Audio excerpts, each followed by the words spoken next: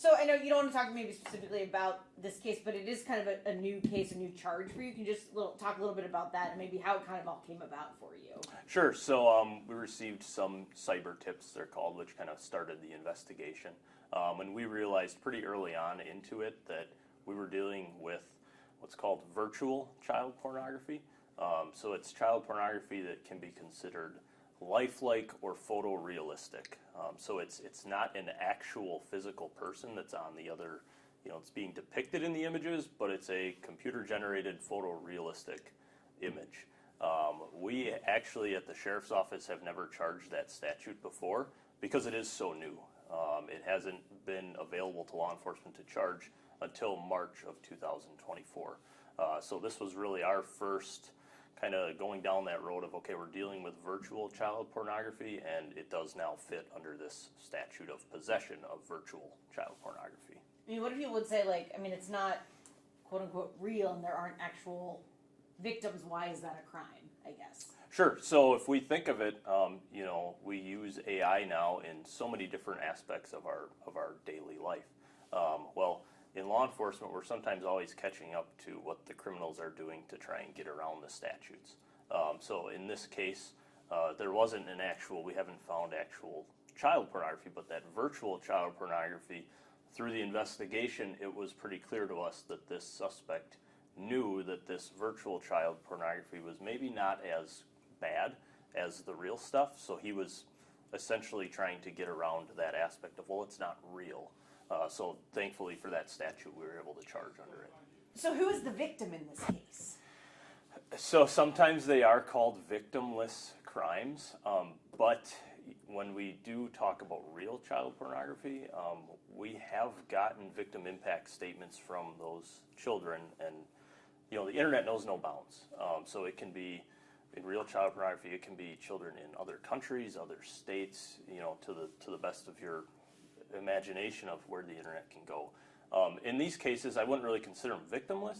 I'd say, if anything, society would be considered the victim, because this is a person, just based on our investigation, that they weren't really just looking at the virtual child pornography in a bubble, so to say, let's put it that way. So there was, a tendency that these could have gone to a hands-on type of an offense, because we will see that sometimes in these cases, to where that gratification just from the online or AI image isn't enough for that person, and they unfortunately progress down a worse path sometimes. I know they said in court that he was communicating with underage. Correct. Yeah. As well. So yeah. So that was important in this case. So we wanted to make sure that we took the appropriate law enforcement action before he became what would be considered a hands-on offender. And you said this is kind of the first case of its kind that you've had here in the county since this law. I mean, can you talk about the law and I guess how beneficial it is to the work that you guys do? Yeah, absolutely. The law was just passed back in March. We had a deputy at ICAC training that was put on by Wisconsin DOJ just a month ago. And as this case was developing, I told him, I said, hey, try and talk to people from around the state or attorneys and figure out if anybody has, any type of opinion or anything to offer us for where our investigation can go. And even talking to others from around the state, it's been so new that they're kind of in uncharted waters, so to say. So what we did in this investigation is we tried to pick images and videos that were the most photorealistic, to where you would look at them and your general user would be like, that looks real, and we'd have to then put our eyes on them and focus a little more detail and be like, okay, that is computer generated, but it wasn't very readily apparent until we looked closer at them. How do you tell the difference, I guess? Yeah, sometimes it's hard.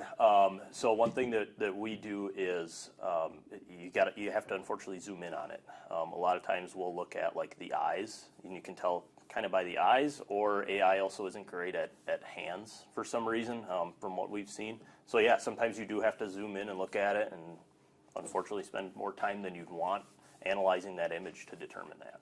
And you're confident in this case that no child was being abused, that they were all AI images? At this point, yes, we're confident to say that, yes. Okay. So the investigation is still continuing, and we'll still keep going through the digital data to see if we find anything else.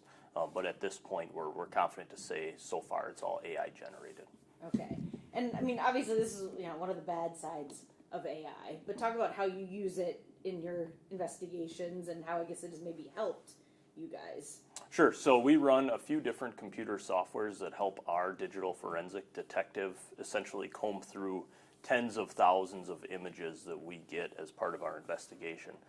In some of those softwares, we have AI embedded tools that can actually go through tens of thousands of images and videos, and it'll direct us to, okay, hey, AI found this group over here that we really need you guys to put your eyes on and take a closer look at. So you're talking some of these cell phones now, we can do forensic examinations on them, and we'll get 50,000 media items of images and photos. Well, if we use our AI tools, we can cut that down to maybe a couple hundred then that we have to, focus really hard on these to determine if these are child pornography or legal pornography. So, I mean, really kind of time saver. It is, yeah. It's a huge, huge time saver for us in investigations. What kind of message does it send that you guys that this case has been charged out now? Well, I mean, sometimes people think that they can hide behind a keyboard or a computer screen. And like I touched on before, the internet knows no bounds. Law enforcement has come a long way, even local law enforcement, in being good at investigating internet-based crimes. We also rely heavily on our partners at Wisconsin DOJ to help us in these investigations. So yeah, we take them very seriously, even if it's AI generated. Or, of course, if it's a real child, we believe is on the other end of that photo. But yeah, we take them very seriously, so you can't hide behind a keyboard. And this new law helps. Do you know the background of the law and how it sort of came about at all, or is that? Not really particularly. Okay. Another part of the law that was passed was it made it illegal to possess a child sex doll. That was also important in this investigation because we found that he was attempting to purchase a child sex doll on the internet. So yeah, those were the two facets that from that bill were important for law enforcement, was that possession of virtual child pornography statute, and then the possession of a child sex doll statute. Sometimes these people, they think they can hide in their bedrooms or just behind a keyboard and they won't get found. Well, we have investigative ways to find them and hold them accountable for looking at this stuff online. So yeah. We've come a long ways, and technology, as that continues to improve, we get better at doing our investigations too, for sure.